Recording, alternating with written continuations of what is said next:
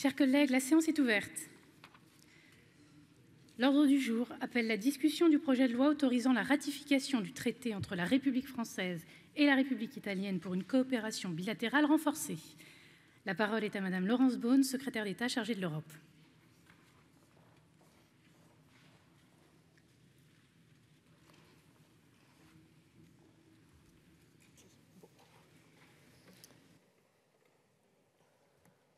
Madame la Présidente, chère Naïma Mouchou, Monsieur le Président de la Commission des Affaires étrangères, cher Jean-Louis, Madame la rapporteure, chère Éléonore, Mesdames et Messieurs les députés. Je suis très heureuse de présenter devant vous aujourd'hui le projet de loi visant à ratifier le traité pour une coopération bilatérale renforcée entre la France et l'Italie, dit traité du Quirinal. Je souhaite avant tout saluer le travail de Madame la rapporteure Éléonore Carrois, ainsi que le travail global de la Commission des Affaires étrangères lors de l'examen du projet de loi le 20 juillet dernier. Madame la rapporteure, vous l'avez dit vraiment à juste titre, ce traité, signé par le Président de la République et par le président du Conseil des ministres italien Mario Draghi, le 26 novembre 2021 à Rome, ce traité occupe une place à part. Il permettra de sceller l'amitié profonde entre nos deux pays pour renforcer leurs liens institutionnels et œuvrer au rapprochement de leur société civile. Aussi, la signature de ce traité, qui est le premier de portée générale et de cette ampleur avec l'Italie, marquera durablement l'histoire de la relation franco-italienne. Le choix du palais présidentiel italien, d'ailleurs, sur la colline du Quirinal, pour accueillir la cérémonie de signature, a vraiment témoigné du caractère exceptionnel de cet événement auquel ont assisté les plus hautes autorités de nos deux pays. Le traité du Quirinal, ce traité vient sceller une amitié de très longue date, riche d'échanges entre nos deux États, entre nos deux peuples, nos sociétés civiles, nos intellectuels et nos économies. Tous communiquent et interagissent naturellement depuis des siècles. De la civilisation gallo-romaine à la fondation des communautés européennes, nous partageons avec l'Italie une culture, une histoire commune, et elle confère à notre relation bilatérale un caractère évident et inné. Un caractère d'ailleurs tellement naturel que cette relation n'avait pas, jusqu'à récemment, été investie à sa juste valeur. Alors, le traité du Quirinal ne se contente pas d'entériner une relation déjà installée. Non, il entend ouvrir une ère nouvelle dans la relation entre la France et l'Italie. En structurant nos échanges, en structurant nos coopérations avec un cadre institutionnel rénové, il va favoriser l'émergence d'un réflexe franco-italien dans tous les domaines, à tous les niveaux de l'État et de nos institutions, et nous l'espérons bien au-delà. Ce réflexe, nous l'avons déjà vu apparaître et se renforcer depuis que la volonté de signer ce traité a été formalisée. Il se traduit par des échanges très réguliers, très fréquents entre membres de gouvernement, mais aussi entre nos administrations. Et c'est cette habitude de consultation, de travail en commun, qui doit nous permettre non seulement d'approfondir nos coopérations, mais aussi, et c'est essentiel, de stabiliser dans la durée une relation qui, nous le savons tous, a connu parfois des turbulences, des soubresauts. Et donc ce traité doit permettre de l'ancrer profondément dans le temps long, au-delà, bien au-delà des aléas politiques. Et bien sûr, le traité du Quirinal, cela n'aura échappé à personne, se veut également profondément et résolument européen dans ses valeurs et dans ses objectifs. Il va permettre de renforcer nos relations, mais aussi nos contributions communes au projet européen.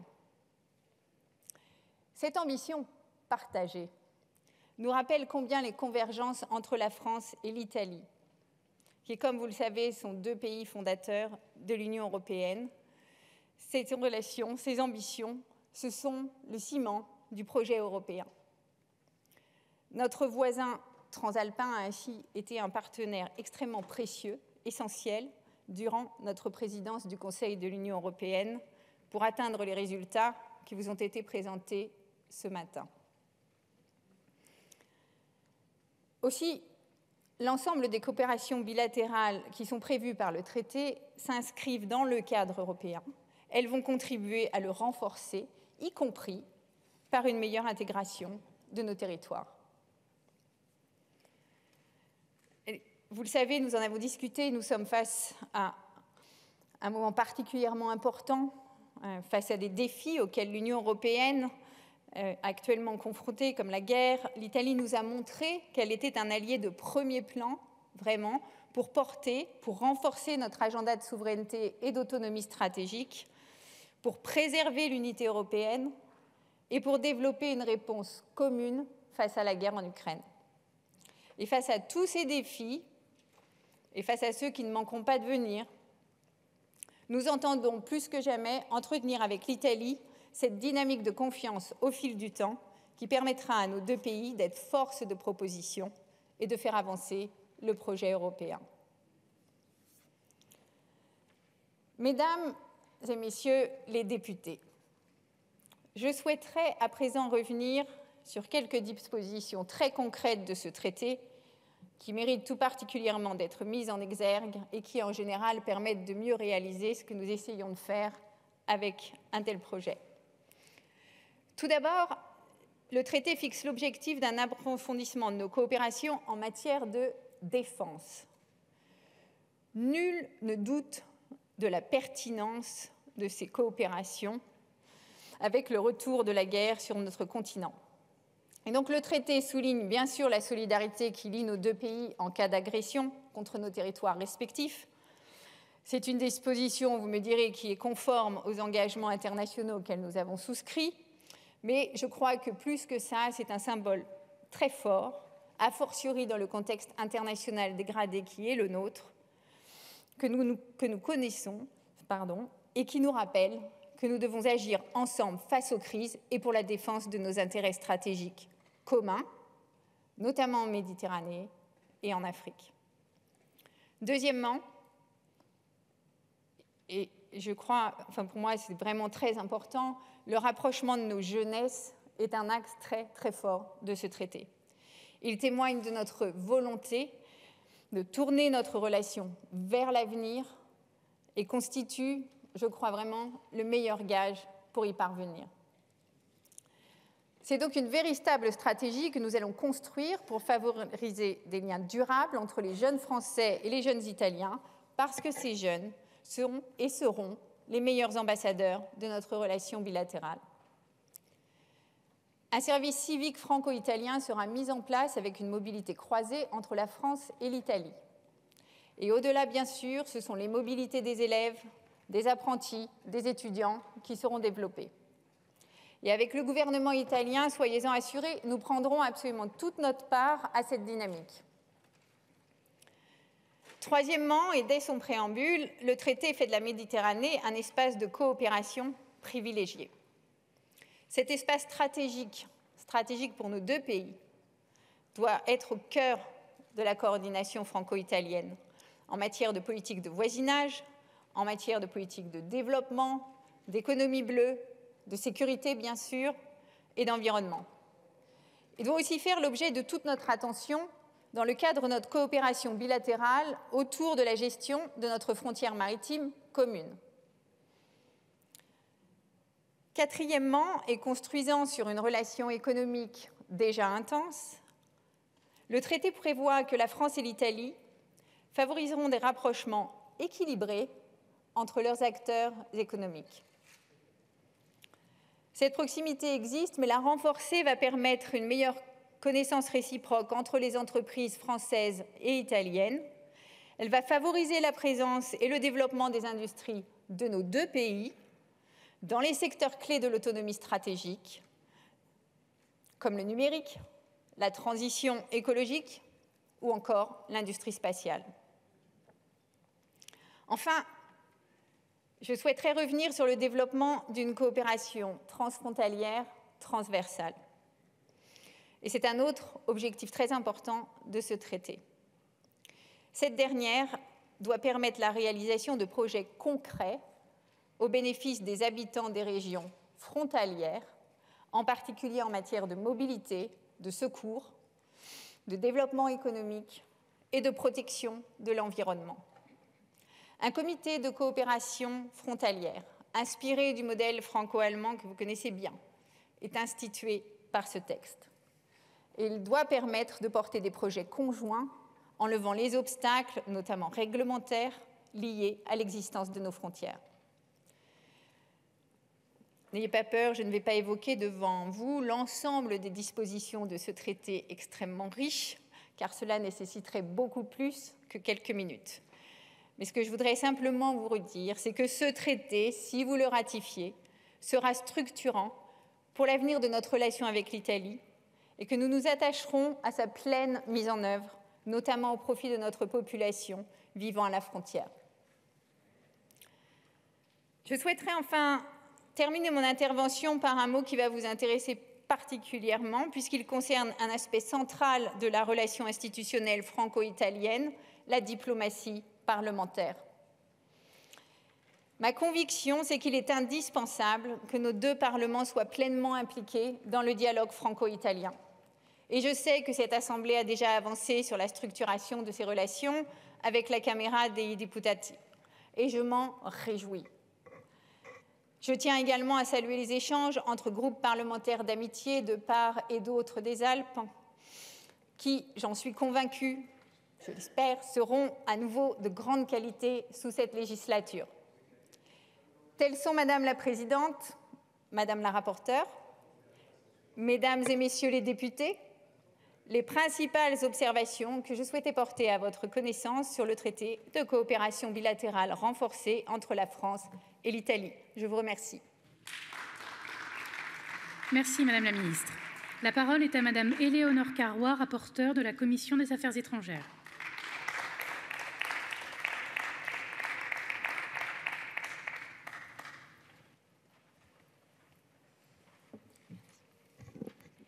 Madame la Présidente, Madame la Ministre, Monsieur le Président de la Commission des Affaires étrangères, mes chers collègues, notre Assemblée est saisie du projet de loi numéro 12 visant à autoriser la ratification du traité entre la République française et la République italienne pour une coopération bilatérale renforcée qui a été signé à Rome le 26 novembre 2021. Ce traité, qui est également désigné sous le nom de traité du Quirinal, occupe une place à part parmi les traités d'amitié que la France a conclus au cours de son histoire. Par son nom même, celui du siège de la présidence italienne à Rome, il fait écho au traité de l'Élysée qui a posé, en 1963, les fondations du couple franco-allemand en promouvant une coopération bilatérale renforcée et un dialogue systématique. Si les contextes diffèrent fondamentalement, le traité du Quirinal vise lui aussi à sceller officiellement, dans un texte à portée générale, l'amitié profonde entre la France et l'Italie, afin de renforcer les liens institutionnels et d'œuvrer au rapprochement de nos sociétés civiles. En matière économique, la France et l'Italie sont des partenaires commerciaux majeurs. Avec un volume global d'échanges s'élevant en 2019 à 82 milliards d'euros, l'Italie est le troisième partenaire commercial de la France et la France est le premier investisseur en Italie. S'agissant des relations culturelles, cela a été rappelé par Madame la Ministre, les échanges sont extrêmement riches entre nos deux pays. Ils s'appuient sur des institutions prestigieuses telles que la Villa Medici, qui est l'Académie française à Rome, ou encore un réseau culturel très dense. Enfin, l'Italie compte 100 000 résidents français sur son territoire et la France, quelques 400 000 résidents italiens.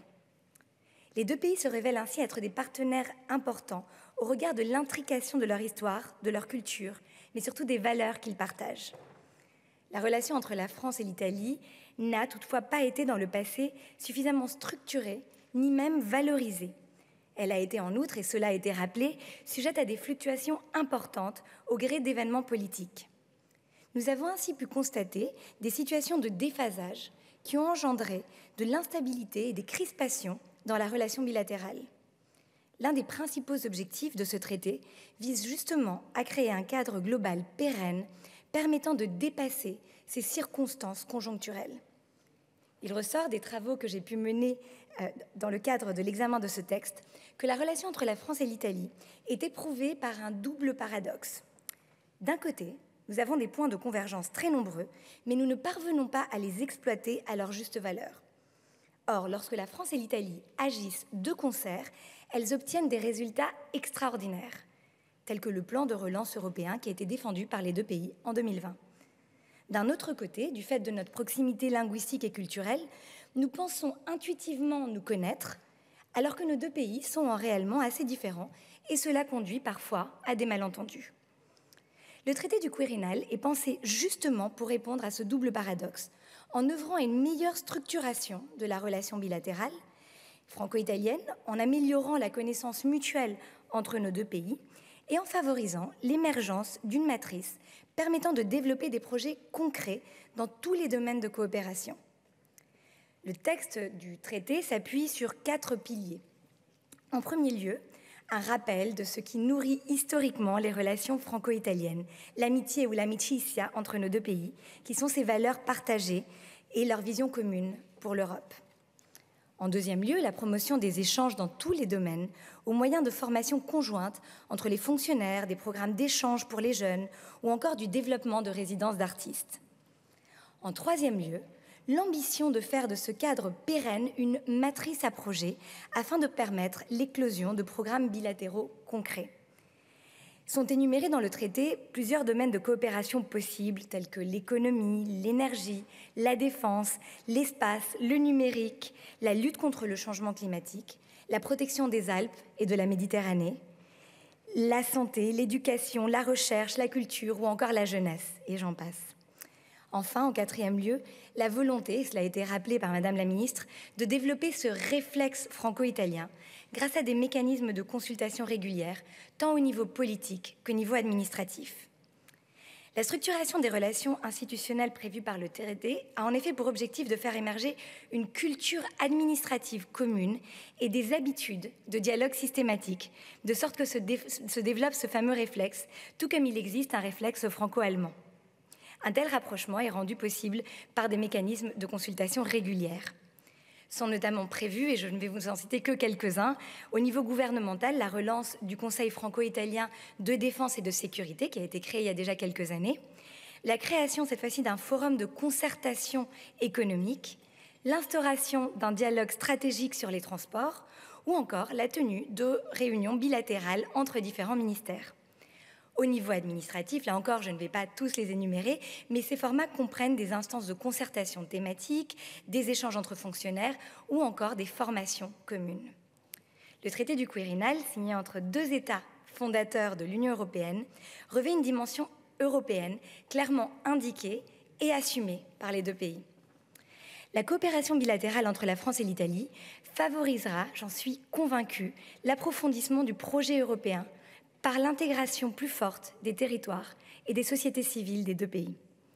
Les résultats engrangés pour l'Europe par le couple franco-allemand démontrent la pertinence d'une telle démarche. Renforcer les liens et la confiance entre les peuples de l'Union bénéficie à l'Europe tout entière. Les États membres sont d'autant plus confiants dans le jeu communautaire que des relations bilatérales leur apparaissent fortes et fiables. La portée de ce traité dépendra naturellement de la volonté politique des acteurs et de l'appropriation par l'ensemble des administrations concernées. Or, il ressort de mes travaux que les relations entre l'administration française et l'administration italienne ont commencé à changer dès le début des discussions du traité. On peut dire en fait que ce réflexe franco-italien a commencé à émerger et qu'il a déjà été engagé. J'appelle votre attention sur un rôle particulier, le rôle que nous, parlementaires, pourrions jouer pour permettre à ce traité de remplir ses objectifs. Dans son préambule, le texte reconnaît l'importance et la vitalité de la coopération entre les parlements français et italiens et souligne à juste titre l'intérêt de la diplomatie parlementaire. Échanger plus régulièrement avec nos homologues italiens pourrait se révéler bénéfique pour le renforcement de nos liens, pour l'amélioration de notre connaissance mutuelle, ainsi que pour la formation de positions convergentes. En ce sens, il serait opportun que notre Assemblée se mobilise au plus vite en faveur d'un affermissement de la coopération parlementaire instituée en novembre 2021 entre l'Assemblée nationale française et la Camera dei Deputati italiana. Pour conclure, l'avenir du traité dépendra de la régularité avec laquelle les partis s'investiront, et cela nous concerne aussi, dans les mécanismes de consultation politique, des rencontres périodiques permettant de favoriser en amont le règlement d'éventuels malentendus, et il dépendra également de la qualité des échanges entre les sociétés civiles de nos deux pays, qui permettra de valoriser le parcours commun et faire émerger des ambassadeurs de la relation franco-italienne, notamment, cela a été rappelé aussi, au sein de la jeunesse. Enfin, il dépendra d'une juste évaluation des priorités et des besoins afin d'assurer une coopération efficace dans tous les domaines prévus par ce traité. Je tiens à le rappeler, ce traité est un cadre, une enveloppe qu'il nous faudra remplir. La coopération bilatérale renforcée entre la France et l'Italie sera ce que le traité produira. En Italie, le texte a été définitivement ratifié par le Parlement italien à la suite de votes très largement favorables, tant à la Chambre des députés le 25 mai 2022 qu'au Sénat le 5 juillet. J'insiste sur l'intérêt de la coopération bilatérale renforcée présente pour nos deux pays, mais aussi, et peut-être surtout, pour l'Europe dans son ensemble. Pour cette raison, j'invite notre Assemblée à voter sans réserve en faveur de l'approbation de ce traité. Merci beaucoup. Je vous remercie. La parole est à Monsieur Jean-Louis Bourlanges, président de la Commission des Affaires étrangères. Monsieur le Président.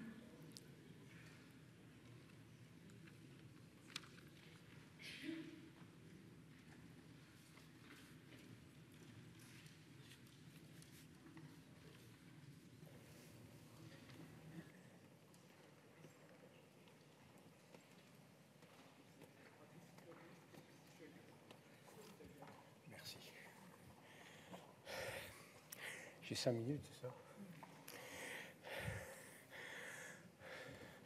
Madame la Présidente, Madame la Ministre, mes chers collègues, je dirais Madame la Rapporteure et mes chers collègues, je n'imaginais pas de parler maintenant, je pensais que je parlais en fin de discussion. Je voulais vous dire que les services de la Commission m'avaient préparé un excellent discours d'intervention, mais que je compte vous parler personnellement, avec mon cœur, d'un sujet qui effectivement, je crois, nous intéresse au plus profond de ce que nous sommes dans notre relation franco-italienne. Je le dis parce que ceux qui me connaissent savent que mon épouse était l'arrière-petite-fille d'un compagnon de Garibaldi et je ne peux jamais évoquer les rapports franco-italiens sans songer à cet héritage personnel très fondamental pour moi. Je voudrais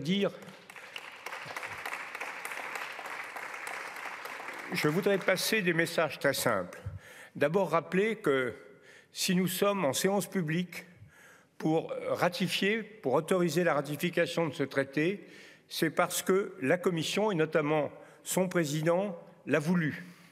Nous estimons que c'était indispensable face à la solennité que cette ratification revêt du côté italien, à Montecitorio.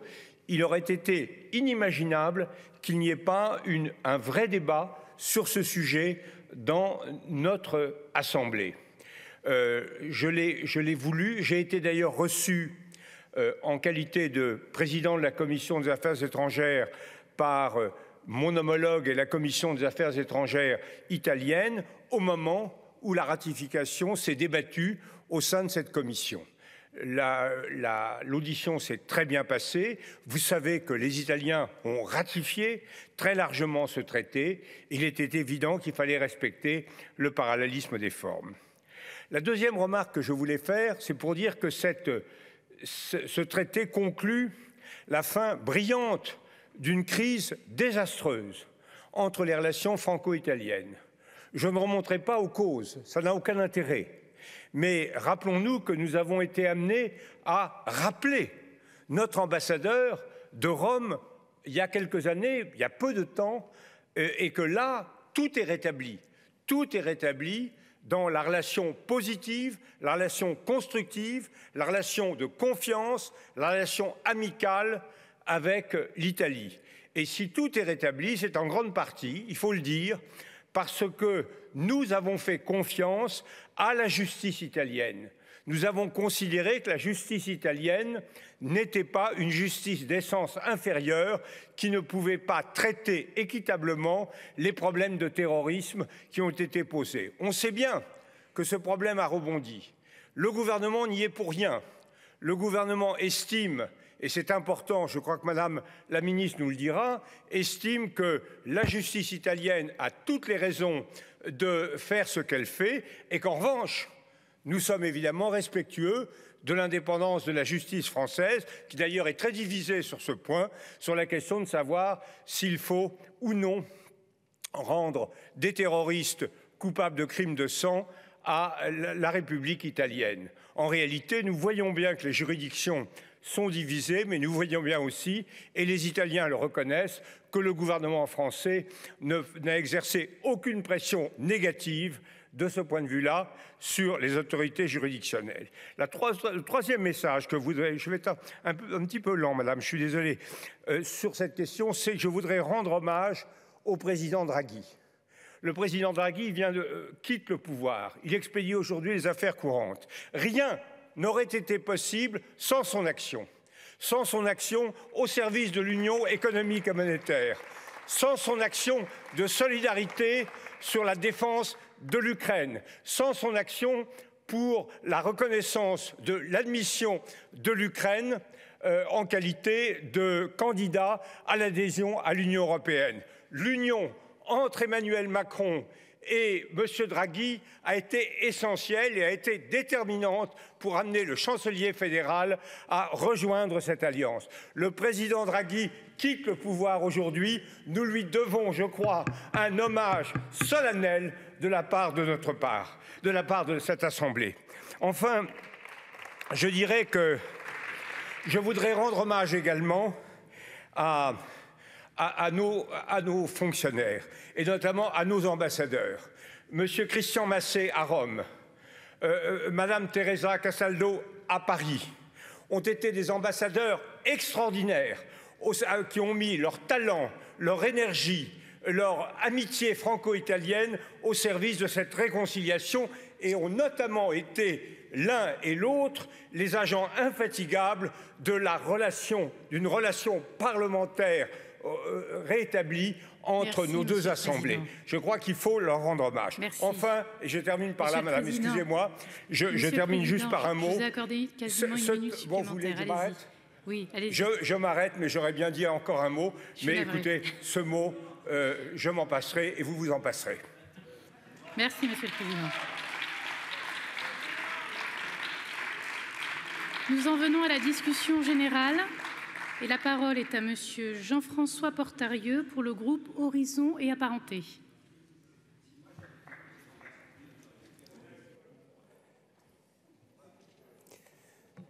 Chère Présidente, Madame la Ministre, Madame le rapporteur, chers collègues, j'aurais bien laissé quelques-unes de mes minutes au Président Bourlanges pour qu'il poursuive, mais on aura l'occasion de l'entendre à nouveau, j'en suis sûr. Alors, quoi qu'il en soit, le groupe Horizon est favorable à ce traité du Quirinal parce qu'il va consolider les relations si naturelles que vous avez décrites, Madame la Ministre, entre nos deux pays. Il permettra de faire porter par nos représentants respectifs sur la scène européenne et sur la scène internationale des positions, disons, mieux accordées et dès lors certainement beaucoup plus influentes. Les cultures françaises et italiennes s'entremêlent depuis des siècles. Notre socle de valeurs est tellement proche, nos modes de vie se ressemblent. C'est pourquoi ce traité apparaît finalement comme une évidence, mais encore faut-il parfois savoir rappeler et souligner les évidences. Je souhaite rapidement insister sur certaines mesures qui me semblent particulièrement significatives, symboliques et intéressantes. Alors, sur la défense tout d'abord. Le renforcement de la coopération en matière de sécurité et de défense, en matière de coopération judiciaire, de développement du secteur aérospatial, constitue, selon nous, autant d'ambitions qui renforceront la France, l'Italie et, par voie de conséquence, l'Union européenne. Dans un monde toujours plus conflictuel, en proie à des crises internationales incessantes, on peut penser que, pour ne pas risquer d'être périphérisée, l'Europe doit avoir les moyens de ses ambitions sur cette scène internationale. Et il est manifeste que ce traité va y contribuer davantage. Sur la question du numérique, ensuite, l'un des grands enjeux actuels des prochaines années est indéniablement le défi numérique, le défi technologique. Alors, en reconnaissant l'importance de leur coopération afin de renforcer la souveraineté et la transition numérique, les deux pays acceptent de relever ce défi et s'engagent à approfondir leur coopération dans ces secteurs stratégiques. C'est le cas, par exemple, dans le secteur des nouvelles technologies, avec l'indispensable renforcement en matière de cybersécurité. Une question qui a été évoquée par notre Assemblée hier, à l'occasion d'une discussion sur le règlement européen pour lutter contre la diffusion des contenus terroristes en ligne. Et pour terminer, sur la jeunesse enfin, avec, vous avez insisté, la mise en place d'un programme de volontariat franco-italien pour nos plus jeunes, intitulé « Service civique franco-italien ». Je crois que c'est une initiative pertinente pour consolider toujours plus notre convergence de vues et de valeurs d'avenir. Ce traité pose donc de nouvelles étapes de projets de coopération qui pourront être très probablement élargis à d'autres membres de l'Union européenne, et en cela, il est à la fois bilatéral et profondément européen. Et avant de conclure, je tiens à remercier les membres du groupe d'amitié France-Italie, sous la législature précédente, dont certains membres sont présents ici, qui ont contribué aux travaux sur ce traité inédit, évident et ambitieux. Je vous remercie. Je vous remercie. La parole est à Monsieur Hubert Julien Laferrière pour le groupe écologiste NUPES.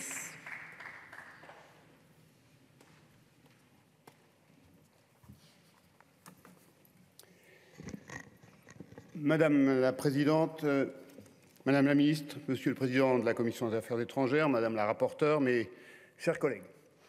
L'Italie est plus qu'une alliée précieuse pour la France, c'est une nation amie, pour ne pas dire sœur. Au-delà des 500 km de frontières communes, le long desquelles se trouvent de nombreux bassins d'emploi, de vie partagée, Français et Italiens ont évidemment énormément en commun. Et oui, ce traité du Quirinal contient de précieuses avancées.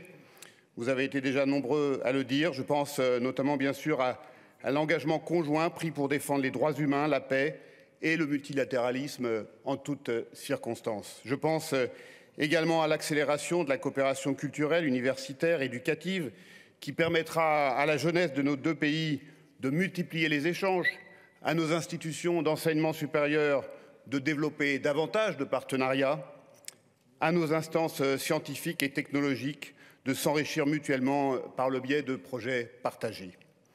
Enfin, nous saluons bien sûr l'engagement de nos deux pays à se porter mutuellement assistance en cas d'agression armée sur nos territoires, un engagement qui prend évidemment tout son sens aujourd'hui. Des échanges donc très riches entre Italiens et Français qui seront encore approfondis. Toutefois, je tiens, mes chers collègues, à exprimer ici quelques points de vigilance qui nous ont mis en alerte à la lecture de ce traité. En matière d'ambition climatique d'abord, si l'article 6 prévoit bien une lutte conjointe pour le développement durable, la protection de la biodiversité, la décarbonation de notre économie, il y a un projet en particulier qui est de nature, pour nous, mais pas que pour nous écologistes, à contredire ces ambitions. Je fais ici référence au projet de ligne ferroviaire Lyon-Turin, dont le texte a pour objectif de favoriser le développement. Et oui, chers collègues, on peut effectivement ne pas aller plus loin que le bout de son nez et s'amuser de ces écologistes qui s'opposent à un projet qui remplacerait la route par le ferroviaire. Mais on peut aussi aller plus loin, chercher à comprendre pourquoi de chaque côté des Alpes, eh bien, les écologistes, et pas seulement les écologistes, sont depuis longtemps opposés au Lyon-Turin, en mesurant réellement les conséquences d'un tel projet, les conséquences de ce serpent de mer depuis plus de 30 ans. Oui, parce que, mes chers collègues, qu'est-ce que le Lyon-Turin? Un projet pharaonique, inadapté à la réalité géologique des territoires qu'il traverse, un projet destructeur pour les réserves en eau, un projet destructeur pour la faune, la flore, les populations du Val de Sus, du Val d'Ost ou de la vallée de l'Arve. Fonte des glaciers, pollution de l'air, effondrement de la biodiversité. Le massif alpin commun à la France et l'Italie connaît déjà bien les conséquences du réchauffement climatique et de l'activité humaine. La construction de Lyon-Turin ne fera que les aggraver. Savez-vous qui a affirmé l'an dernier que le CO2 lié à la construction de l'ouvrage ne sera compensé qu'au moins 25 ans après la mise en service? Ce ne sont pas les écologistes, c'est la Cour des comptes européenne. Oui, mes chers collègues, l'alternative au Lyon-Turin, ce n'est pas cependant, bien sûr, la route, c'est, devinez quoi, la ligne ferroviaire qui existe déjà, qui a été rénovée pour près d'1 milliard d'euros entre 2012 et 2018, qui est loin d'être saturée, 25 trains par jour y circulent aujourd'hui, contre plus d'une centaine il y a 30 ans. Savez-vous que si l'on commençait d'abord par exploiter pleinement la ligne déjà existante, on pourrait quasiment diviser par 2 le nombre de poids lourds sur les routes? Le coût, enfin, du Lyon-Turin, qui est devenu exorbitant, multiplié par 10 en 30 ans pour passer de 3 milliards d'euros en 91 à 30 milliards. 30 milliards pour, in fine, un trafic capté très faible. 30 milliards, c'est, entre parenthèses, ce dont on a besoin à peu près pour rénover nos passoires thermiques et faire ainsi de l'écologie l'allié du pouvoir d'achat. J'ai parlé de point de vigilance, il y en a un autre pour les écologistes, celui qui concerne les migrations à la frontière franco-italienne et les drames humains qui en découlent. La France et l'Italie, c'est l'Europe. Elles en sont les mères fondatrices. Elles doivent incarner ces valeurs et en particulier l'accueil digne des personnes exilées qui fuient l'extrême pauvreté et les conflits. Et je veux ici rendre hommage à Cédric Héroux, que je suis allé rencontrer dans sa communauté Emmaüs de la vallée de la Roya, poursuivi pour délit de solidarité envers les exilés. Alors oui, nous avons certainement besoin de la coopération policière qui est dans le traité. Mais alors que des dizaines de milliers de personnes sont interpellées chaque année entre Vintimille et Menton dans notre République, la fraternité ne peut pas être un délit. Mes chers collègues, nous avons sur cette relation franco-italienne des désaccords. J'ai pu rapidement les développer, mais nous ne pouvons pas évidemment nous opposer, ni même nous abstenir devant un traité qui a pour objectif de renforcer nos liens avec une nation sœur et qui a tant apporté à notre pays. Et nous voterons donc en faveur, peut-être pas totalement sans réserve, Madame la rapporteure, mais en tout cas en faveur de la ratification. Je vous remercie. Je vous remercie. La parole est à Monsieur Alain David pour le groupe socialiste et apparentés.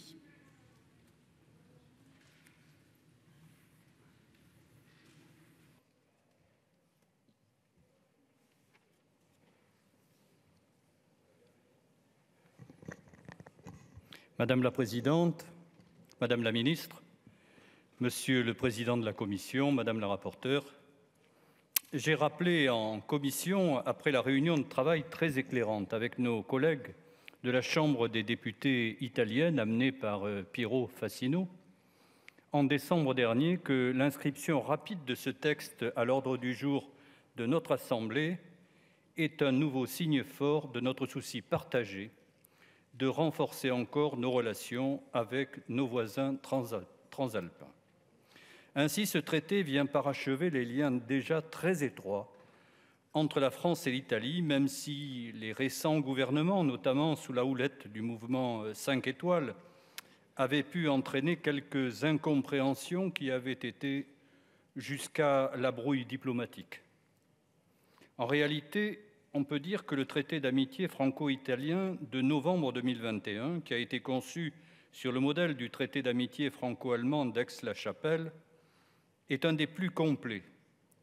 Il surpasse même sur certains points, notamment par la feuille de route très complète qui l'accompagne, le degré de rapprochement et d'intégration atteint par la France et l'Allemagne, si ce n'est dans les projets concrets, du moins dans les positionnements politiques. Avec mes collègues du groupe des députés socialistes et apparentés, nous sommes particulièrement satisfaits que l'article 1, visant au renforcement de la coopération diplomatique, mentionne les enjeux euro-méditerranéens, les relations avec le continent africain et la politique commerciale. Les sujets de défense développés à l'article 2 prennent également tout leur sens dans le contexte de guerre aux portes de l'Europe.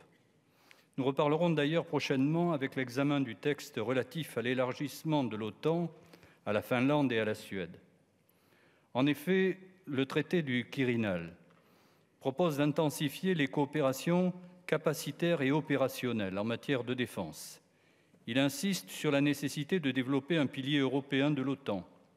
Il constitue par ailleurs, en quelque sorte, un traité de réassurance pour la défense des deux pays qui s'engagent conformément à l'article 5 du traité Atlantique Nord et l'article 42, paragraphe 7 du traité de l'Union européenne, à défendre le territoire de l'un et de l'autre des États. Enfin, il est souligné la nécessité de construire des partenariats industriels communs en matière de défense et de renforcer ainsi la base industrielle et technologique de défense européenne. Nous avons également été sensibles aux sujets environnementaux abordés dans l'article 6, même si, comme toujours en la matière, les bonnes intentions doivent s'accompagner d'actes concrets. Ainsi, cet article est consacré au développement social durable et inclusif. Il rappelle la nécessité d'œuvrer en faveur des politiques sociales et inclusives, d'accroître leur action en matière de lutte contre le réchauffement climatique et de promouvoir la biodiversité. Une importance toute particulière est faite à la Méditerranée, qui doit faire l'objet d'une zone de protection. De même est abordée la coopération en matière d'agriculture, d'agroalimentaire et de lutte contre le gaspillage alimentaire. Les articles 8, relatifs à l'enseignement, à la formation, à la recherche et à l'innovation, et 9, relatifs à la jeunesse, la culture, constituent des éléments également prometteurs pour le renforcement de notre partenariat. Pour toutes ces raisons, le groupe des députés socialistes et apparentés votera favorablement ce texte qui constitue un indéniable progrès. Merci. Je vous remercie. La parole est à Monsieur Michel Castellani pour le groupe Liberté, Indépendants, Outre-mer et Territoires.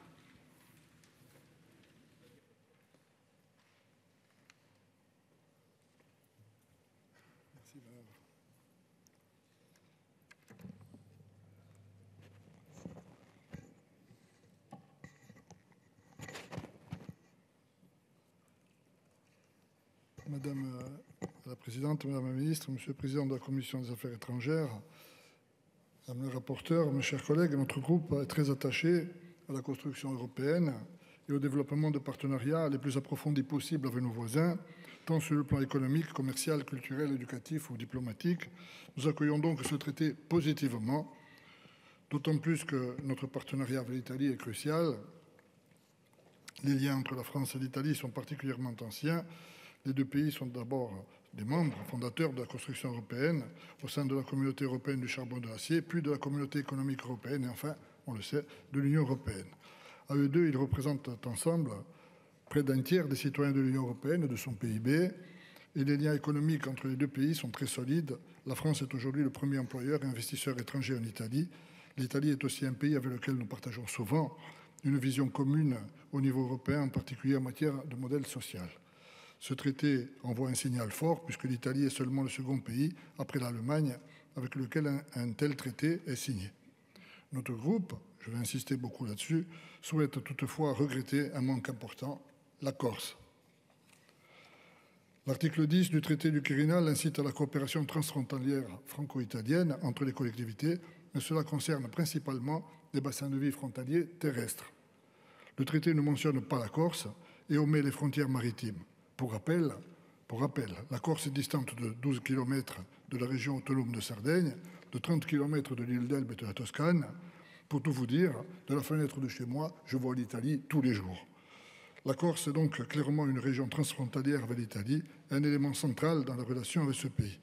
Elle se situe géographiquement dans l'ère tyrrhénienne. Historiquement, elle fut romaine, pisane, vaticane, génoise et s'est construite en lien étroit avec les cités-États de la péninsule italienne. La langue corse appartient à la famille des langues romanes de l'ère italique. Il est scandaleux que la Corse ne soit même pas mentionnée dans cet accord. Soit il s'agit d'éviter un irrédentisme qui est un pur fantasme, soit il s'agit d'étouffer un possible rayonnement de la Corse dans les domaines économiques et culturels, et cela est pour nous totalement inacceptable. Le développement des échanges entre la Corse et l'Italie est crucial pour le développement de la Corse, et nous souhaitons donc que le traité vise à approfondir ses partenariats avec les régions italiennes voisines, qu'il favorise le développement des partenariats publics et économiques, le développement des moyens de transport, le développement des échanges culturels, artistiques, littéraires et de coopération audiovisuelle, ou encore le développement des échanges universitaires et scientifiques entre la Corse et l'Italie. Nous souhaitons fortement que dans son application, le traité aille dans ce sens et nous y veillerons. En définitive, le traité du Quirinal pose une base de coopération entre la France et l'Italie. Ce sera désormais au gouvernement et aux administrations de s'en emparer pour avancer collectivement et rendre ces coopérations réelles. Notre groupe soutient la ratification de ce traité et sera très attentif à ce que les coopérations proposées soient suivies d'effets concrets sur le terrain, en Corse et dans l'ensemble des secteurs et territoires concernés. Je vous remercie. Je vous remercie. La parole est à Monsieur Adrien Gomi pour le groupe Renaissance.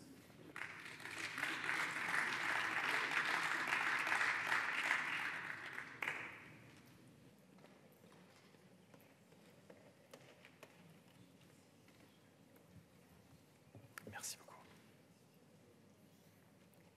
Merci, Madame la Présidente. Madame la Ministre, Monsieur le Président de la Commission des Affaires étrangères, Madame la Rapporteure, mes chers collègues.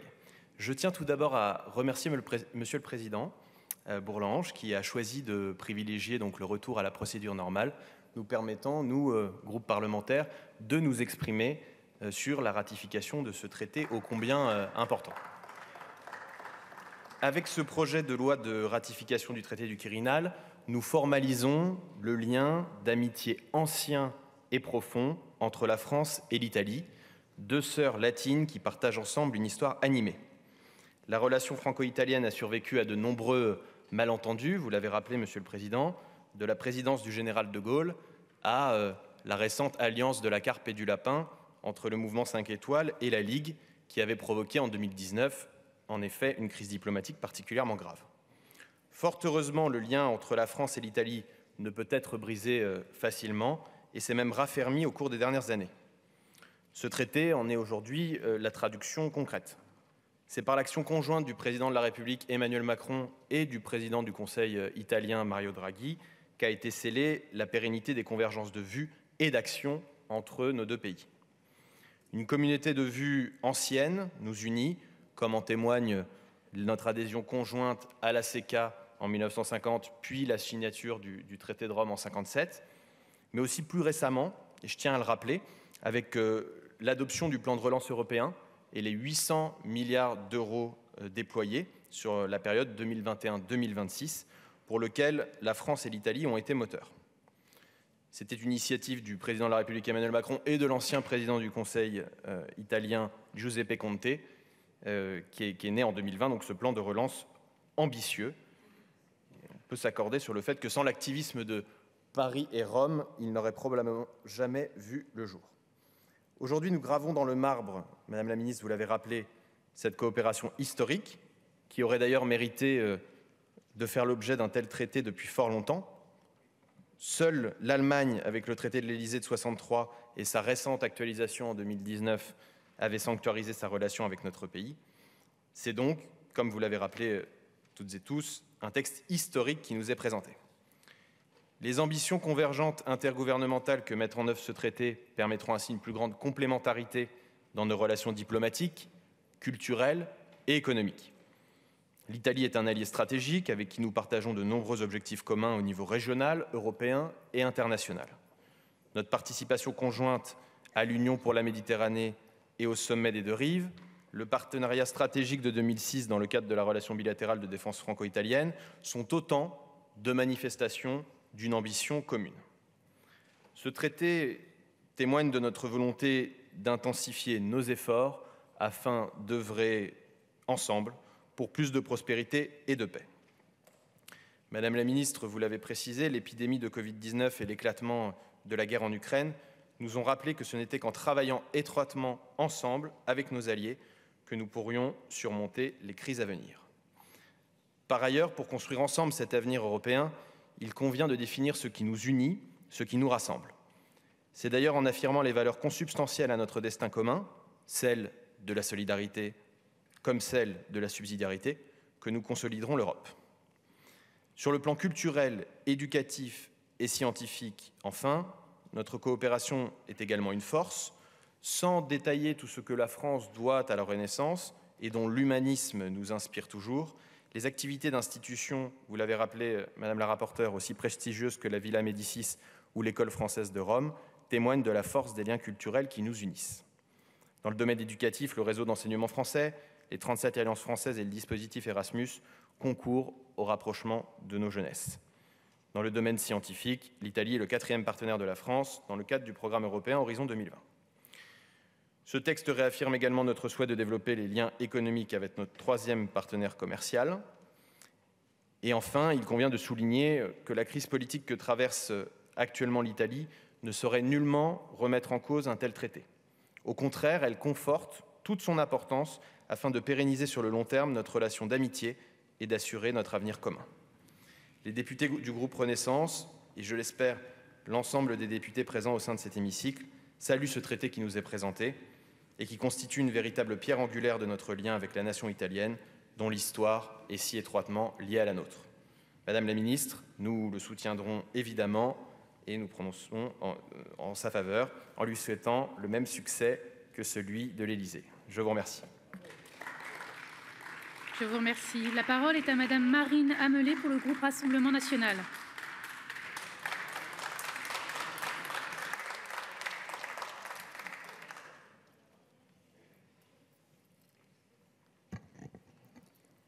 Madame la Présidente, Madame la Ministre, Monsieur le Président de la Commission des Affaires étrangères, Madame la rapporteure, mes chers collègues.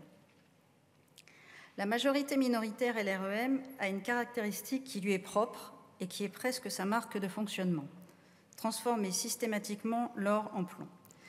Voilà que vous nous proposez aujourd'hui un traité d'amitié avec l'Italie.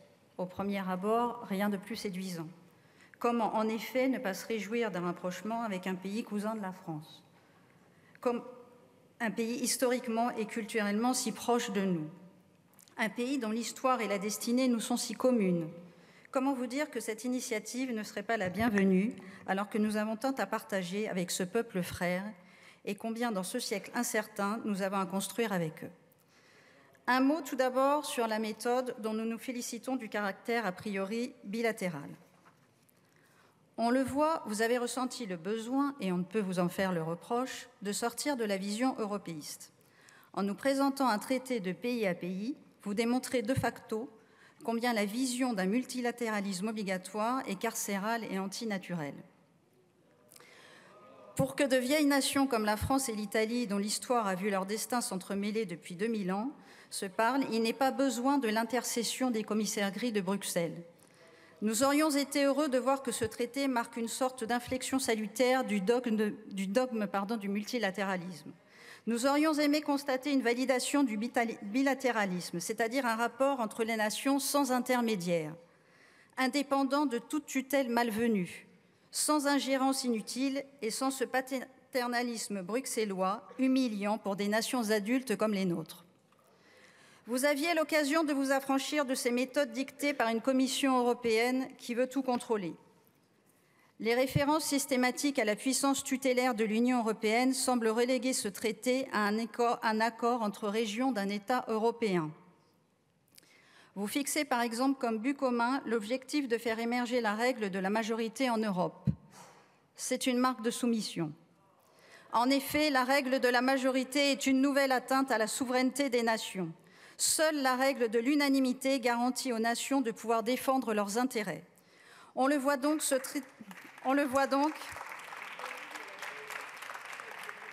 ce traité est davantage un traité européiste qu'un traité bilatéral.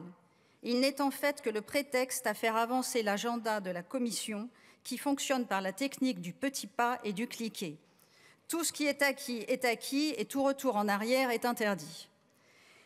Il est pour nous, défenseurs du principe des nations, hors de question de fixer dans un traité l'objectif d'un abandon pour un pays membre de l'Union européenne de la défense de l'intérêt national. Dans le détail, je n'hésite pas à le reconnaître, ce traité peut ouvrir des pistes de coopération avec l'Italie que nous ne renions pas et que nous sommes même prêts ponctuellement à approuver. Dans cette logique, nous pouvons évidemment approuver les échanges entre étudiants, la coopération numérique, la collaboration des moyens de la justice ou de la police pour lutter contre la délinquance transnationale, ou encore tous les rapprochements culturels. En revanche, un sujet est trop peu développé dans ce traité, l'immigration. Vous l'attendiez. En effet, l'actualité récente nous le montre avec l'arrivée, il y a quelques jours encore, de plus d'1 millier de migrants en Italie. Depuis le 1er janvier, plus de 34 000 personnes sont arrivées illégalement par mer, toujours en Italie. Parce que ce texte est teinté de multilatéralisme, vous comprendrez qu'il est pour nous impossible de le voter. Ce texte est corrompu par une idéologie qui va à l'encontre des intérêts nationaux de la France. Je vous remercie. Je vous remercie. La parole est à Monsieur Gabriel Amar pour le groupe La France Insoumise NUPES. Merci Madame la Présidente. Madame la Ministre, Monsieur le Président de la Commission des Affaires étrangères, Madame la rapporteure, collègues. Nicolas Machiavel, diplomate lors de la République de Florence, pensait la politique et le pouvoir d'abord en termes d'opportunités, de bons moments, ce qu'il appelait la fortuna. Le bon dirigeant devait savoir saisir l'opportunité à son avantage. Alors notre Assemblée est appelée à ratifier le traité du Quirinal. Nous nous réjouissons de la conclusion d'un traité de coopération avec l'Italie. Nos deux pays connurent des périodes de conflit, qualifiées tantôt de tour de valse, tantôt de coups de théâtre sanglants, comme le rappelle Olinda Giunchi, universitaire lyonnaise, fondatrice de la Société Dante Alighieri. Nos relations avec l'Italie furent aussi fructueuses. Je prendrai 3 exemples. Leonardo da Vinci a fini sa vie sur les bords de Loire, protégé par François Ier. Giuseppe Garibaldi a dirigé l'armée des Vosges et remporté les 2 seules victoires françaises en 1870 et 1871 contre la Prusse. Depuis le XIXe siècle, l'immigration italienne en France a été importante et a en partie construit notre beau pays, malgré un racisme anti-italien fort. Mais d'abord, permettez-moi d'exprimer un doute. Est-il bien opportun de ratifier un traité d'amitié avec l'Italie qui connaîtra des élections générales en septembre, dont l'issue est incertaine? Par ailleurs, 4 problèmes majeurs dans ce traité me conduisent à vous appeler à vous abstenir et à travailler rapidement à un protocole d'accord. D'abord, le traité prévoit une coopération pour une politique migratoire via un prisme policier. Il évoque même des partenariats avec les pays de transit. Parle-t-on de la Libye, où des passeurs ont rétabli l'esclavage? Ce traité aurait pu proposer une opération de sauvetage conjointe des migrants comme le programme Mare Nostrum. Il n'en est rien.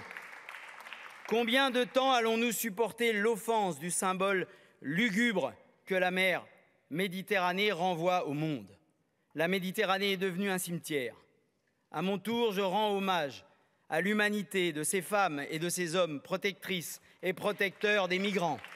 Je pense à cet instant à l'Italien Emilio Scalzo qui subit un procès bâillon. Ensuite, ce traité manque de précision sur la coopération militaire et sur l'industrie de l'armement. Or, en Libye, nos 2 pays étaient concurrents et soutenaient des forces opposées. Au Sahel, les opérations militaires prennent fin ou se réorganisent, des précisions s'imposent.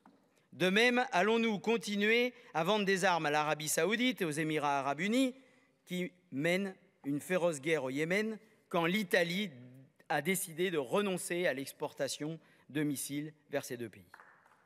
Par ailleurs, le traité cache mal le manque d'ambition écologique de nos 2 pays. Nous avons en partage avec l'Italie, les Alpes et la Méditerranée, mais aucune initiative forte, ni aucun cadre nouveau n'est mobilisé dans le traité pour enrayer les effets désastreux du changement climatique que ces deux écosystèmes subissent. Enfin, le traité ne doit pas être le cheval de Troie du Lyon-Turin. Le gouvernement Comté n'en voulait pas. Elisabeth Borne, alors ministre des Transports, annonçait une pause, mais le projet est mentionné. Or, il prévoit le long de son tracé d'escavés, de forêts, dans les captages d'eau à usage domestique. C'est interdit par les lois de la République sur l'eau. Et la ligne existante, déjà rénovée, peut accueillir l'équivalent de 800 000 poids lourds contre 360 000 prévus dans le projet Lyon-Turin. Nous pouvons soulager tout de suite les habitants des vallées qui subissent les nuisances des camions en utilisant cette ligne existante. Collègues, travaillons ensemble sans tarder à un protocole d'accord à valeur juridique qui clarifie les orientations et renforce le volet écologique. Nous souhaitons un meilleur accord avec nos partenaires italiens. Aujourd'hui est le jour anniversaire de la reconnaissance par les Nations Unies en 2010 de l'accès à l'eau comme droit universel de l'humanité. Comme nous y invite mon ami économiste italien Riccardo Petrella, célébrons aujourd'hui le droit à l'eau. À l'heure des sécheresses en Italie et en France, ne votons pas un traité dans lequel est évoqué un possible écocide qui resterait dans l'histoire comme le projet le plus dévastateur des ressources et des réserves d'eau indispensables à nos vies et à celles des générations futures. Je vous remercie. Je vous remercie. La parole est à Monsieur Vincent Settlinger du groupe Les Républicains.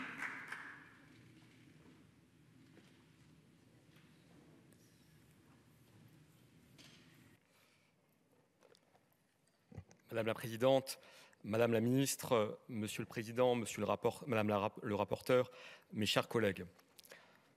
Comme l'a indiqué en commission notre collègue Meyer Habib, député des Français de l'étranger, notamment pour l'Italie, le groupe Les Républicains est bien évidemment favorable à la ratification de ce traité. En tant que député d'une circonscription située à la frontière franco-allemande, je connais les bienfaits du traité de l'Élysée pour la relation franco-allemande et nous ne pouvons qu'espérer que ce traité de Quirinal soit aussi fécond pour la relation franco-italienne. Membres fondateurs de l'Union européenne, la France et l'Italie entretiennent des relations particulièrement denses et une riche histoire entremêlée au cours des siècles. Cette relation historique et ancienne est aussi marquée par des irritants de fond, extradition d'anciens membres des Brigades Rouges, tensions migratoires aux frontières. Ces irritants de fond se sont traduits, comme l'a rappelé le président Bourlanges, par une crise diplomatique importante en 2019 avec le rappel pour consultation de l'ambassadeur de France à Rome. Il n'en demeure pas moins que nos deux pays ont entamé dès la fin de la Seconde Guerre mondiale une intense relation bilatérale qui a donné lieu à de multiples coopérations dans tous les domaines. Cette coopération s'est essentiellement construite dans le cadre européen en s'appuyant sur les programmes de l'Union européenne. Comme indiqué précédemment, notamment par notre collègue Gomy, c'est même étonnant que nos deux pays aient mis autant de temps pour formaliser dans un traité d'amitié de portée générale une coopération aussi riche. Les négociations entamées en janvier 2018 ont toujours avancé malgré la crise de 2019 pour s'achever avec le traité signé au Quirinal en novembre 2021. Ce traité offre surtout un cadre formel de coopération dans une multiplicité de domaines, la sécurité, la défense, la politique migratoire, la coopération économique, industrielle et numérique, le développement durable, l'enseignement, la culture, sans oublier bien sûr l'essentielle coopération transfrontalière. Charge maintenant aux gouvernements successifs de nos pays de donner corps à ce nouveau cadre institutionnel. Les députés Les Républicains seront particulièrement attentifs aux évolutions et au soutien à notre politique transfrontalière, aussi bien sur le contrôle de nos frontières dans le sud-est, qui connaissent régulièrement des afflux de migrants difficilement contrôlables, mais aussi en lien avec les collectivités locales qui soutiennent le projet depuis de nombreuses années, le suivi de la bonne avancée du projet de liaison ferroviaire Lyon-Turin, qui doit permettre, entre autres, d'assainir la qualité de l'air dans certaines de nos vallées alpines. Nous souhaitons par ailleurs que ce traité puisse aussi être un élément important pour ancrer la vocation méditerranéenne tournée vers sa rive sud de notre continent. Et à cet égard, il faudra veiller, comme l'a rappelé notre collègue Castellane, à renforcer la coopération entre la Corse et l'Italie en prenant en compte les spécificités insulaires de la Corse. Je vous remercie. Je vous remercie. Et avant de donner la parole au prochain orateur, je vous indique que sur le vote de l'article unique, je suis saisie par le groupe Renaissance d'une demande de scrutin public. Le scrutin est annoncé dans l'enceinte de l'hémicycle. La parole est à Madame Laurence Wiśniewski du groupe démocrate, Modem et indépendant.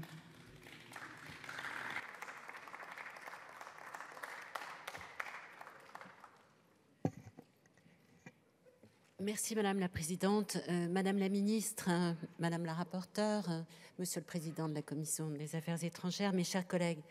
Je suis presque aussi émue que le Président Bourlanges pour deux raisons. La première, c'est qu'une partie de ma famille est italienne. Les Slaves se sont mélangés aux Italiens et les résultats ne sont pas si négatifs. L'un termine ses études à la Bocconi à Milan, l'autre fait les vendanges près de Florence. Et j'ai le souvenir de mon fils à Turin, à la tête d'un bel établissement, Il Cambio. La deuxième raison, c'est que nous avons surmonté, et il faut imaginer que nous les surmonterons s'il y en a d'autres qui doivent se produire, une crise assez importante que je n'aurais jamais imaginée compte tenu de ces liens historiques, culturels, économiques. Et puisqu'il a été fait allusion aux travaux du groupe d'amitié franco-italien dont je faisais partie, j'ai aussi le souvenir de l'accueil assez frais qui nous avait été réservé par nos collègues députés à Rome. Je veux, et là, comme la reine, je veux des relations chaleureuses avec ce pays qui nous est étroitement liés depuis des millénaires. Et puisque tant de choses ont été dites, je voudrais vous rappeler que la proximité géographique de nos deux pays a fait passer tout au long de notre histoire commune des territoires entiers d'une influence à l'autre. Au IVe siècle avant notre ère, à l'époque de Brennus, où toute une partie du nord de l'Italie était occupée par les Gaulois, jusqu'à Trieste, jusqu'à Ancône, et était appelée par les Romains la Gaule cisalpine. Puis, de la conquête de César au 1er siècle avant notre ère, jusqu'au 5e siècle, un demi-millénaire de domination romaine sur la Gaule, qui nous a donné, entre autres, notre langue et notre droit. Et ce n'est qu'en 1860, sous Napoléon III, qu'après référendum des peuples concernés, le duché de Savoie et le comté de Nice ont été rattachés à la France. Garibaldi a été évoqué. Moi, je souhaite aussi faire allusion, parce que nous devons leur être reconnaissants, à d'autres Italiens qui ont contribué à l'histoire et à la prospérité de notre pays. Leonardo da Vinci, qui a été mentionné, mais aussi Catherine de Médicis, Mazarin, Gambetta, Modigliani et tant d'autres. Le traité du Quirinal, beaucoup l'ont dit, mais je crois qu'il faut le répéter, c'est d'abord un traité d'amitié. Et c'est ensuite un traité global qui comble une lacune dans la mesure où de nombreux accords bilatéraux ont été conclus par le passé sans avoir été inscrits dans une approche coordonnée. Moi, je pense à 30 ans en arrière, presque 30 ans, lorsque le premier magistrat de liaison, c'était une initiative française, a été installé à Rome. Ce projet de loi autorisant la ratification du traité du Quirinal et que nous examinons aujourd'hui propose d'instaurer une coopération bilatérale renforcée, nous l'avons tous dit, je ne vais pas développer, mais ce sur quoi il faut insister, c'est sur le fait que des mécanismes de concertation sont prévus pour en assurer la mise en œuvre, parce qu'après tout, c'est le concret qui nous intéresse. Alors, moi, je citerai 6 domaines qui ont retenu mon attention, sans les développer. La politique étrangère, bien sûr, parce qu'il faut stabiliser la zone de la Méditerranée occidentale et orientale, et il faut améliorer la concertation de nos deux pays pour la défense de nos positions communes, au sein de l'Union, bien sûr, mais aussi au sein de l'OTAN. Une politique de défense, je ne développe pas, mais j'insiste sur la collaboration en matière spatiale. Une politique de sécurité, j'ai fait allusion aux magistrats de liaison. L'immigration est un sujet, il ne faut pas le minimiser, loin de là, puisqu'on sait combien il a été, et il reste un sujet de préoccupation pour nos amis italiens, compte tenu de leur situation géographique. Une politique environnementale, c'est vrai, ça n'est jamais assez, mais enfin, ça va dans le bon sens et on ne va pas déjà juger sur les mécanismes qui ne se sont pas encore concrétisés. Une politique agricole, c'est pour mon collègue Dumont, mais je crois qu'il n'est pas là, qui privilégie la qualité des produits avec une protection accrue des AOP et des IGP. La gastronomie est une richesse pour la France, mais pour l'Italie aussi. Et enfin, la politique de l'éducation et de la culture. Rappelons-nous que l'Institut culturel français de Florence est le premier institut culturel français à avoir été créé dans le monde. Au début du siècle dernier, j'allais dire au début du siècle, ça ce sont les manies. Au moment où l'unité de l'Europe est parfois mise à l'épreuve, nous ne pouvons que souscrire à cette coopération renforcée entre la France et l'Italie. Et s'il faut évoquer l'actualité politique la plus récente, avec les développements intervenus en Italie depuis la signature du traité, nous avons l'espoir raisonné que, quelle que soit l'issue des élections du 25 septembre en Italie, nos pays se retrouveront côte à côte pour défendre la liberté et la souveraineté de l'Ukraine au sein de l'Union européenne comme au sein de l'OTAN. Bien sûr, notre groupe démocrate votera cette ratification. Je vous remercie. Je vous remercie. La parole est à Monsieur Jean-Paul Lecoq pour le groupe Gauche démocrate et républicaine NUPES.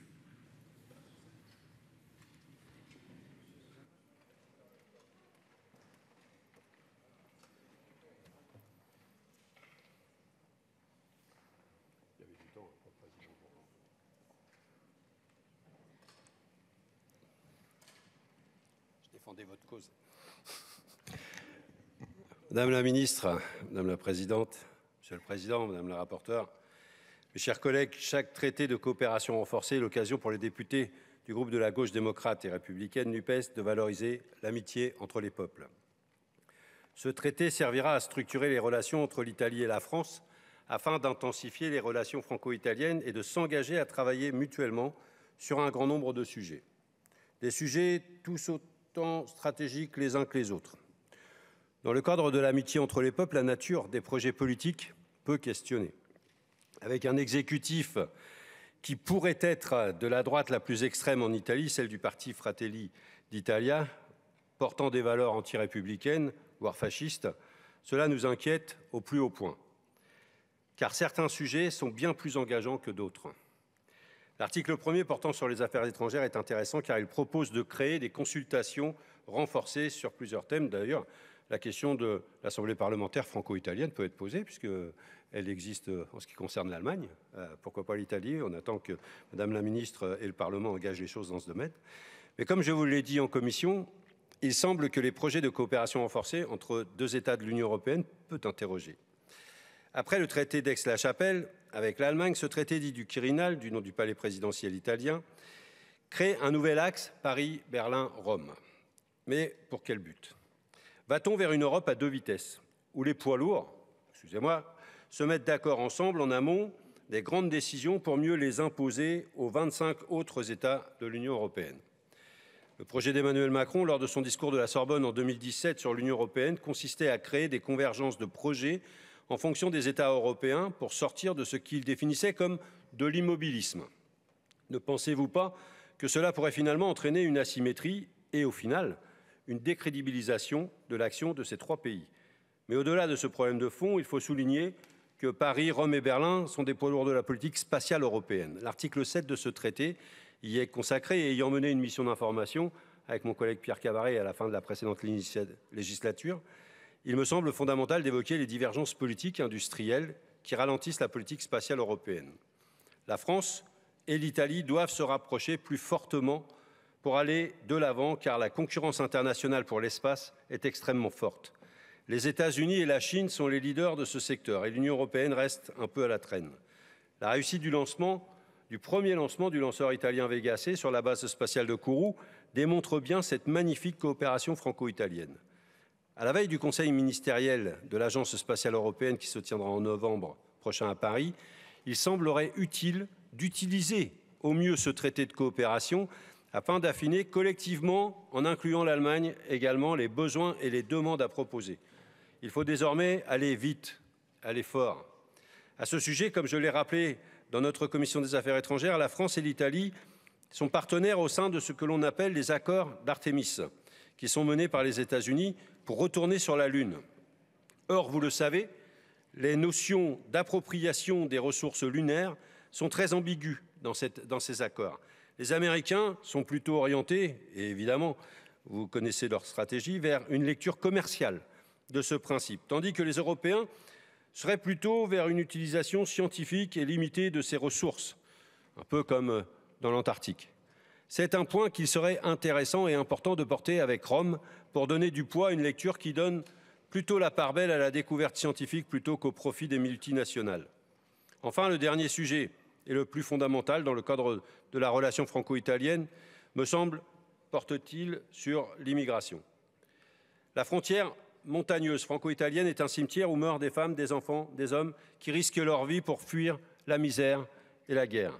De nombreux rapports d'organisations non gouvernementales et d'organisations de la société civile dénoncent la brutalité systémique des polices aux frontières italiennes et françaises. On ne peut pas laisser mourir dans le froid des êtres humains qui cherchent de l'aide. Ces traitements inhumains doivent cesser et les poursuites en justice contre les femmes et les hommes qui les aident doivent être stoppées immédiatement. La France et l'Italie doivent travailler à améliorer le droit d'asile européen et à réformer en profondeur les procédures dites de Dublin. Est-il possible d'inscrire le principe de non-refoulement dans cette coopération? Si un traité de coopération renforcée est toujours un acte symbolique d'amitié entre les peuples, faisons en sorte qu'il ne soit pas utilisé pour être un traité de deux peuples pour en exclure d'autres. Nous le voterons. Notre devoir est de renforcer l'amitié et, à travers elle, la solidarité internationale. Je vous remercie. La discussion générale est close. Madame la ministre, si vous souhaitez reprendre la parole.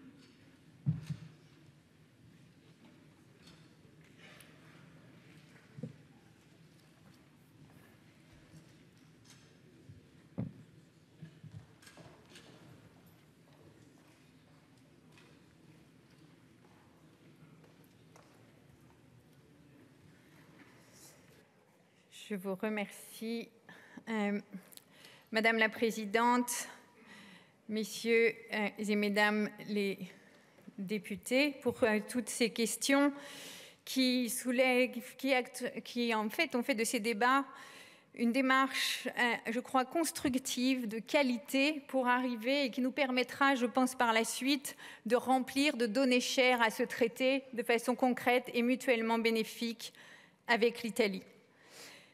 Je veux remercier aussi toutes les personnes qui ont exprimé un soutien positif en faveur de ce traité.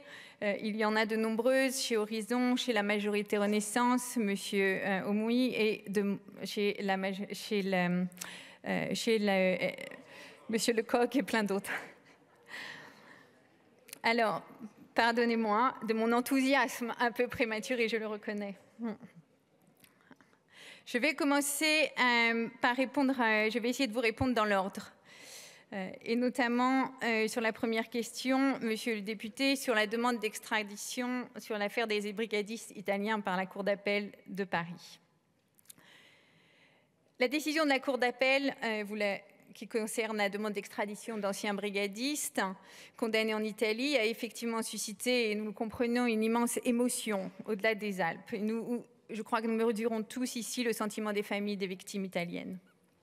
Maintenant, la Cour d'appel s'est prononcée de façon indépendante et nous en prenons acte. La justice, d'ailleurs, continue de suivre son cours après le pourvoi en cassation formé par le parquet et nous la suivrons avec attention. Je tiens à rappeler que la ratification du traité du Quirinal à une très large majorité par le Parlement italien, comme l'a rappelé Madame la rapporteure, quelques jours seulement après que la Cour d'appel a rendu sa décision, a montré que les forces politiques italiennes ont pour la plupart fait la part des choses entre une décision rendue par une justice indépendante et la position du gouvernement. Mesdames et messieurs les députés, vous avez été nombreux à parler de questions environnementales qui nous sont chères et du chantier du Lyon-Turin. Je vais essayer de répondre avec précision aux points qui ont été soulevés. Tout d'abord, et je crois que c'est ce que je mettrai qui est extrêmement important, sur les 40 millions de tonnes de marchandises qui traversent les Alpes franco-italiennes annuellement, plus de 90% le font par la route. Cette nouvelle ligne, qui disposera d'un potentiel de jusqu'à 40 millions de tonnes, a pour objectif d'opérer un report modal significatif de la route vers le rail et ainsi de réduire la pollution due au trafic routier important dans les vallées alpines. Vous avez parlé également de la question de la conformité avec la loi sur l'eau. Depuis 1995, nous surveillons les eaux souterraines et superficielles, leur niveau, leur débit et leur qualité. Et nous vous assurons que les éventuelles perturbations liées aux travaux restent en deçà des limites fixées par la réglementation. Enfin, et c'est le troisième point, vous avez raison, ce sont des investissements très important. La réalisation des accès au tunnel Lyon-Turin, c'est pour cela qu'elle sera progressive, en cohérence avec l'évolution attendue des trafics entre la France et l'Italie. Permettez-moi d'ajouter une chose, puisque c'est aussi un point que vous avez soulevé. Les aménagements identifiés sur la ligne existante Dijon-Modane permettront déjà, oui, d'augmenter la capacité de fret à 16,8 millions de tonnes, alors qu'aujourd'hui, seuls 3 millions passent par le tunnel historique du Mont-Cenis. Et s'agissant des voies nouvelles, nous sommes en train d'étudier les scénarios en lien avec les acteurs locaux. Monsieur le député Castellani, je reviens à vous dans une seconde. Monsieur, parce que je voulais faire un point un peu plus général sur l'environnement, puisque cela a été soulevé. Je vous rappelle par ailleurs que ce traité est un cadre, une enveloppe auquel nous allons devoir donner cher entre gouvernements, entre sociétés civiles et avec les parlementaires. Mais sur l'environnement, il y a quelque chose que je voudrais souligner qui concerne les espaces naturels que nous partageons avec l'Italie. Vous le savez, il existe déjà une coopération étroite entre nos deux pays et entre nos collectivités en particulier pour les protéger. C'est bien évidemment une coopération que nous devons encourager et renforcer. Je vous donne quelques exemples. L'espace Mont-Blanc, Savoie et Haute-Savoie, Val d'Aoste, Valais. Nos collectivités coopèrent avec leurs voisines italiennes et suisses pour protéger et valoriser un territoire, nous sommes tous d'accord, exceptionnel. C'est aussi l'initiative d'ailleurs conjointe entre parcs naturels français et italiens qui a permis de faire labelliser la zone du Queyras et du Mont Viso en tant que réserve de biosphère par l'UNESCO. Et de même, les parcs nationaux du Mercantour et Alpes-Maritimes ont déposé une candidature conjointe sur la liste du patrimoine mondial de l'humanité. Je pourrais continuer avec le domaine maritime et beaucoup d'autres, mais vous l'avouerez, c'est quand même un très beau départ de cette coopération en matière d'environnement. Monsieur le député Castellani, vous avez mentionné la Corse, qui en fait, la stratégie frontalière qui portera sur la frontière, le territoire frontalier terrestre, mais également maritime, et dans un esprit inclusif, bien sûr. Nous partageons avec l'Italie non seulement les objectifs environnementaux que je viens de décrire et de développement économique soutenable pour l'espace méditerranéen aussi, et ils se traduisent déjà par des coopérations concrètes sur l'espace frontalier, comme la lutte contre les pollutions marines qui sont prévues par l'accord Ramogé, tripartite avec Monaco, ou le projet Italie-France maritime financé par le programme Interreg. Et comme l'a dit le rapporteur, nous comptons sur vous pour continuer de donner de la chair à cette coopération aussi pour la Corse. Enfin, mais je n'ai pas tout à fait fini, plusieurs d'entre vous, messieurs et mesdames les députés, ont parlé de migration. Et là, je vais être très claire. Sur les migrations et la coopération franco-italienne, j'ai entendu parfois vos réticences et assez souvent vos contradictions.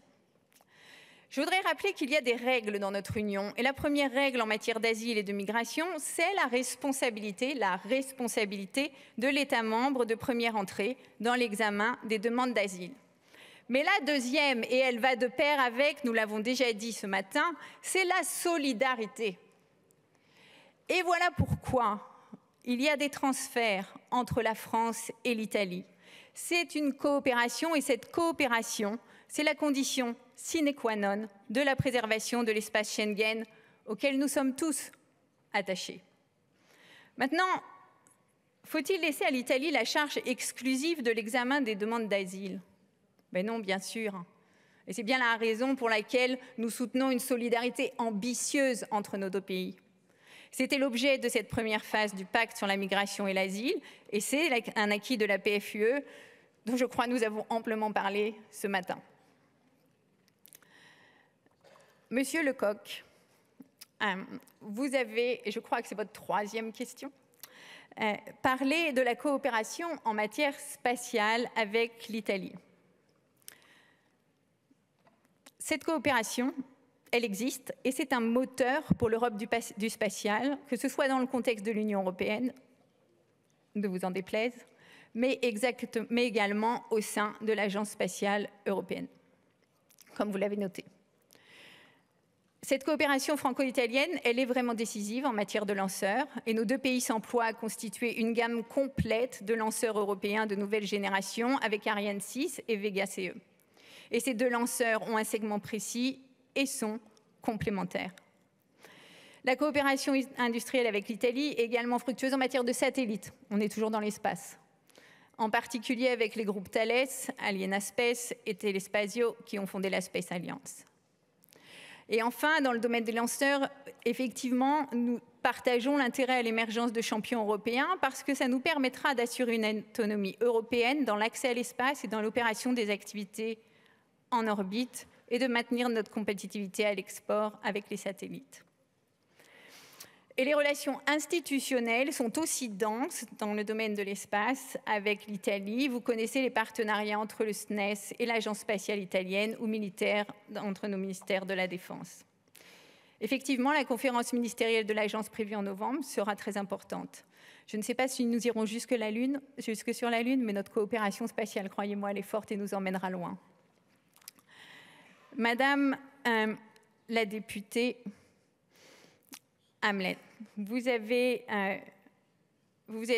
érigée en égérie du bilatéralisme et vous avez fait du traité du Quirinal l'exemple de cette méthode prétendument souhaitable. Ça ne vous a pas complètement échappé, le cadre et la ligne d'horizon de nos liens avec l'Italie, c'est effectivement l'Europe. Le principe et la fin de cette amitié, c'est encore et toujours l'Europe. Car, Madame la députée, qu'est-ce qui renforce l'amitié franco-italienne? Ça vous ennuie? J'ai compris que ça vous dérangeait, mais ça reste l'Europe. Et comment créons-nous le service civique franco-italien? En nous appuyant sur le corps européen de solidarité.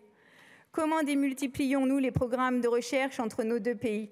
Grâce au programme Horizon Europe. Comment les enfants de Madame la députée Vicheschi vont étudier à des tarifs raisonnables en Italie grâce à l'Europe et Erasmus? Alors oui, l'Europe est au service de l'amitié entre nos peuples et l'amitié entre nos peuples au service de l'Europe. Enfin, j'ai aussi entendu des doutes sur les alternances éventuelles qui rythment la vie politique interne des mêmes États. Vous conviendrez avec moi qu'il ne faut pas préjuger du résultat des élections. Nous sommes tous d'accord. Mais surtout, quelles que soient ces respirations démocratiques, quels que soient les verdicts des urnes, la continuité doit prévaloir. Car c'est par la continuité que l'amitié peut s'enraciner. Et l'amitié franco-italienne, elle est chère à tous nos cœurs. Voici, j'ajouterai, Madame la députée, les principes sur lesquels se bâtit le droit international. Et dans le contexte actuel, si tragique, il importe vraiment que nous en soyons garants. Nous nourrons des pactes et des traités, nous les respecterons. Et je voudrais rappeler à tous aujourd'hui, en vous remerciant de ces débats, que ce traité aura de la chair, il aura la chair que nous lui donnerons entre l'Italie et la France au sein de l'Europe. Je vous remercie. Merci Madame la Ministre. J'appelle maintenant dans le texte de la Commission l'article unique du projet de loi. J'ai une demande de prise de parole au titre des explications de vote. Madame Rousseau. Non ? Il n'y a pas d'obligation, Madame Rousseau. Ici, c'était juste pour préciser quelque chose, puisque finalement, nous étions partis pour voter ce traité d'amitié, et nous le voterons quand même, mais j'ai envie de le dire, nous le voterons malgré le gouvernement, puisque je voudrais juste préciser aux concitoyens et concitoyennes qui nous regardent en ce moment que le traité d'amitié ne contient pas le Lyon-Turin dont vous avez fait grande publicité à l'instant, qu'il contient juste un renforcement de la coopération des réseaux ferroviaires entre l'Italie et la France, et que nous sommes pour cela, mais pas pour le Lyon-Turin. Ce sont deux projets forcément différents et que nous nous opposerons toujours à ce projet. Et je voudrais aussi préciser que sur l'immigration, il n'y a pas non plus dans ce projet de coopération quelque chose de l'ordre d'un durcissement des règles migratoires. Et quand vous parliez de coopération, eh bien, espérons que ça ne soit pas une coopération comme on le voit souvent quand il s'agit par exemple de l'Aquarius, une coopération qui consiste à ne pas les accueillir, à ne pas accueillir ce navire dans nos ports, et faisons en sorte qu'au contraire, la politique migratoire soit renforcée par ce traité Italie-France. Merci. Je vais donc mettre aux voix l'article unique du projet de loi qui vaudra vote pour l'ensemble par scrutin public. Merci de regagner vos places. Le scrutin est ouvert. Le scrutin est clos. Résultat du scrutin. Votants 105, exprimés 68, majorité 35 pour 68, contre 0. L'Assemblée nationale a adopté. Prochaine séance, mardi 2 août à 15 h, questions au gouvernement, déclaration du gouvernement sur le projet de programme de stabilité 2022-2027, suivi d'un débat. La séance est levée.